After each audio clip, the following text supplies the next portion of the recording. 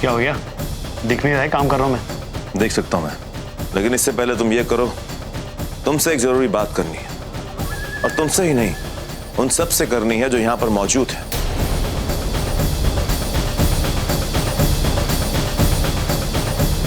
क्योंकि ये बात मेहंदी की रस्म से बहुत बड़ी है और बहुत ज्यादा मायने रखती है।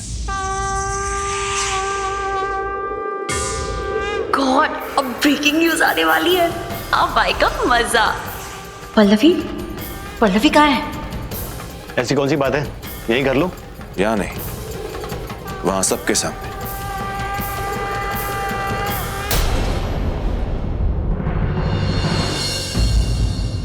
चलो।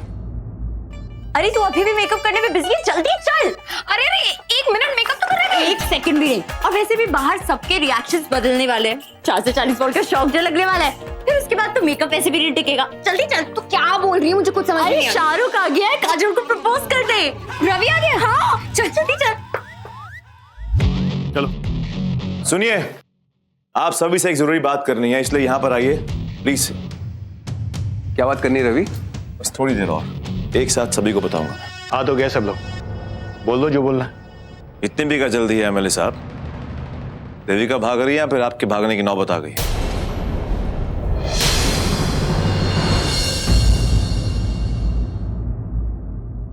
बात सिर्फ मुहूर्त की है, मुहूर्त निकला जा रहा है। तुम मुहूर्त की बात कर रहे हो?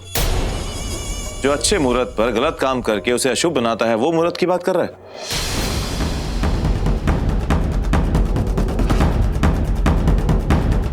बड़ी अजीब सी बात है। जबान संभाल के बात करो। रिश्तेदारों, इसका ये मतलब नहीं है कि कुछ भी बकवास करोगे और मैं सुनूंगा। ड्रामा बंद करो, वरना मैं भूल जाऊंगा कि तुम रिश्तेदार हो। ठीक है, जिस साकेत को मैं जानता हूं उसे थोड़ी देर के लिए अलग रखते हैं, और जिस साकेत को यहां पर सब लोग जानते हैं उसकी बात करते हैं।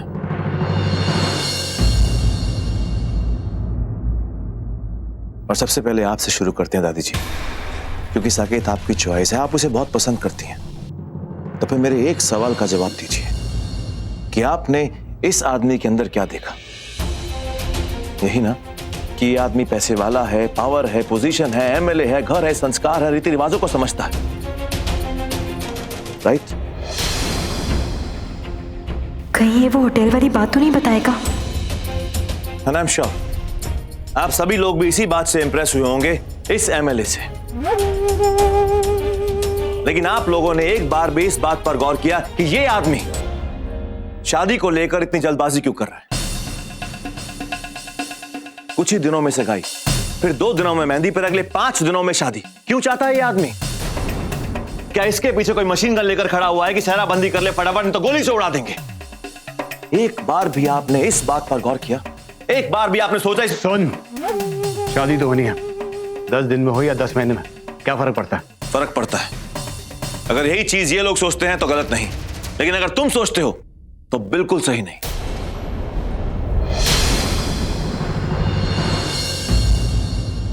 देख मुंडिया, घुमा फिरा के बात ना कर।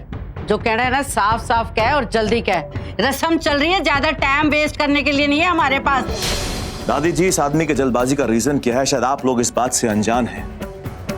और हो सकता है कि इसकी पावर, इसकी पोजीशन देखकर आप सभी को यह जानना ठीक ना लगा हो। और इसमें आप सबकी गलती नहीं है, क्योंकि हम सब लोग यही चाहते हैं कि जिस लड़की को, जिस बेटी को हम पाल पोस कर बड़ा करते हैं, उसको अच्छा घर मिले, अच्छा परिवार मिले, अच्छा लड़का मिले। लेकिन यहीं पर आप लोगों ने एक गलती कर दी, आपने इस एमएलए के बारे में जानकारी नहीं ली।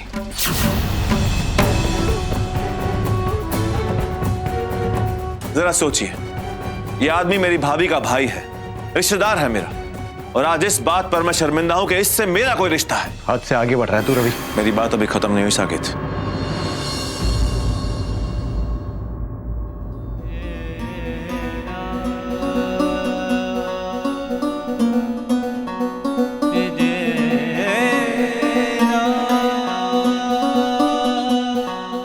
आई एम सॉरी देविका, मैं मजबूर हूं ये सब कहने के लिए, क्योंकि इस आदमी की वजह से मैं तुम्हारी जिंदगी बर्बाद होते हुए नहीं देख सकता।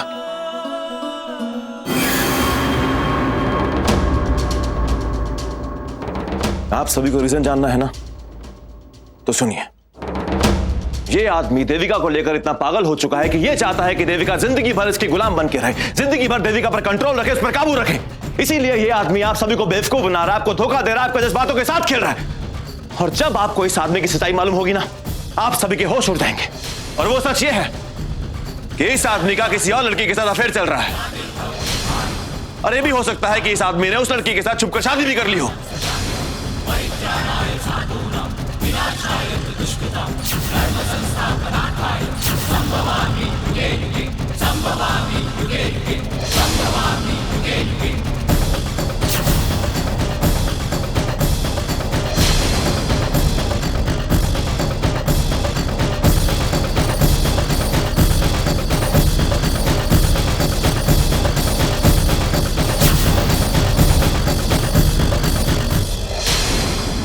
बस बहुत बोल गया तूने।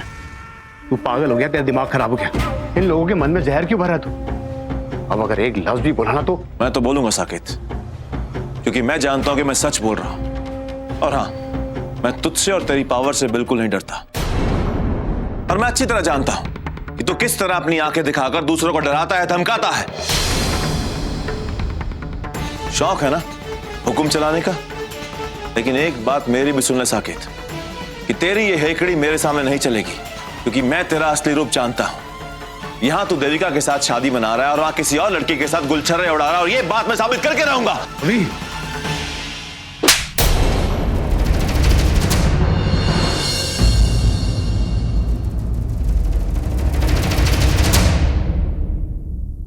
बहुत बोल चुका तू ये भी होश गवा बैठा है कि तू किस जगह खड़ा है और कैसी मंगल घड़ी में तू अमंगल कर रहा है। ये मेरा घर है और मेरी पोती की मेहंदी हो रही है यहाँ पे। तू होता कौन है यहाँ आके अंट शंट बकने वाला है? और मेरे दामाद पे इल्जाम लगा के तू मेरे फैसले को गलत ठहरा रहा है। तुझे क्या लगता है तेरी बातों पे यकीन कर लेंगे हम? दुनिया देखी है मैंने, दुनिया। किसी इंसान को भी एक नजर में पहचान सकती हूं मैं। और तुम मेरी पसंद पे सवाल उठा रहे। सरोजी, चुप रहिए आप। तुझे क्या लगता है कि यकीन कर लूंगी मैं तेरा? आखिर तू उसी औरत की औलाद है ना जिसने मुझ पे झूठा इल्जाम लगाया था। तेरी रगों में भी उसी का खून दौड़ रहा है ना। तो ऐसी औरत की औलाद पे कौन यकीन करेगा?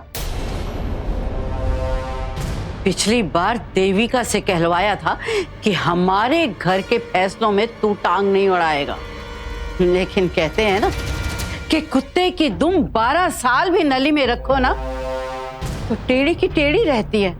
इसलिए चला आया तू हमारे घर की खुशियों में आग लगाने। लेकिन मैं ऐसा नहीं होने दूंगी। इस घर के शुभ कार्य में मनुष्यत ना फैला। चला जा, निकल जा मेरे घर से।